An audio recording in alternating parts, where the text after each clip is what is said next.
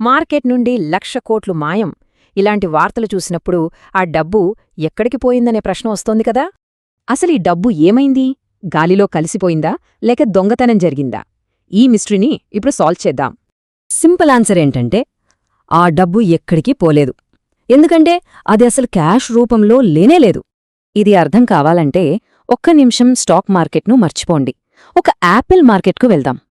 ఆ మార్కెట్లో మొత్తం 10,000 కిలోల యాపిల్సున్నాయనుకోండి. కిలో 100 రూపాయలు. సడన్గా మార్కెట్కి భారీగా కొత్త యాపిల్స్ సప్లై వస్తోందని న్యూసొచ్చింది. యాపిల్స్ పాడైపోతాయని భయపడి సెల్లర్సు వెంటనే ధరను కిలోకి 80 రూపాయలకు తగ్గించేశారు.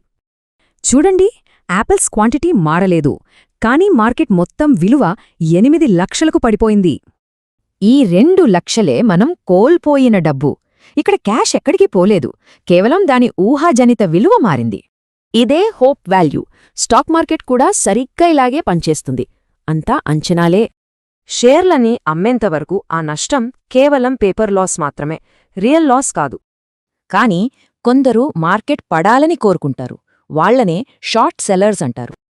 షార్ట్ సెల్లింగ్ అంటే సింపుల్గా అప్పు తీసుకున్న షేర్లను అమ్మి ధర పడ్డాక తక్కువకు కొనడం. మళ్లీ యాపిల్ మార్కెట్కి వెళ్తే 100 కిలోల అప్పు తీసుకుని 100 రూపాయలకు అమ్ముతారు.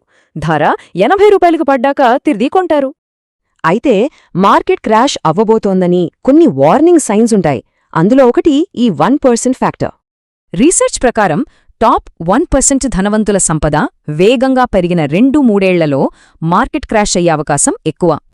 ఎందుకంటే ఆ అదనపు డబ్బు స్టాక్స్ వంటి అసెట్స్లోకి వచ్చి ఒక బబుల్ను క్రియేట్ చేస్తుంది. ఇలా సంపద ఒకే చోట పోగవడం వల్ల క్రాష్ అయ్యే ప్రాబబిలిటీ 3 నుండి 8% పెరుగుతుంది. క్రాష్ అనేది ఒక సైకాలజీ టెస్ట్. పానిక్లో అమ్మేవాళ్లు నష్టపోతారు, ఓపిక ఉన్నవాళ్లు దీన్నొక అవకాశంగా చూస్తారు. వారెన్ బఫెట్ కూడా మార్కెట్ పడటం కోసం బిలియన్ల కొద్దీ క్యాష్తో ఎదురుచూస్తుంటారు. అందుకే లాంగ్ టర్మ్ ఇన్వెస్టర్లకు క్రాష్ అనేది మంచి ఆస్తుల్ని డిస్కౌంట్లో కొనే గోల్డెన్ ఛాన్స్.